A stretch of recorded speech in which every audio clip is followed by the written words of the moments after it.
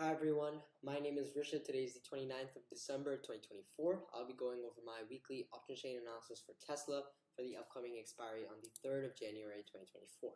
The max Y level is higher for ZE and PE, that's positive. Just a note, these -1 values all across here are actually from 3 weeks ago for this video because I wasn't able to make videos. That's just a note that I wanted to say. Quantity is higher for CE, that's positive. Change is higher in PE, that's negative. Short squeeze is higher in CE, that's positive. PCR is above 1, that's positive. Implied volatility is higher, that's negative. Historical volatility is lower, that's positive. RSI is higher, that's positive. There's no divergence, that's positive.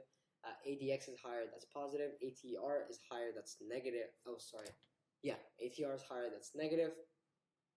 EMAs are both higher, that's 2 positives. VWAP is higher and pivot point is higher, that's 2 positives. Candlestick is neutral, and let me change that here to neutral.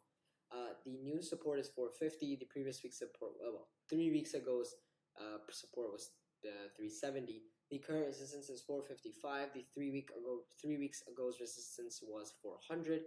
And the overall prediction is that Tesla goes up based on the option chain analysis. That's all for this video. Thank you for watching. Enjoy, and I will see you in the next video.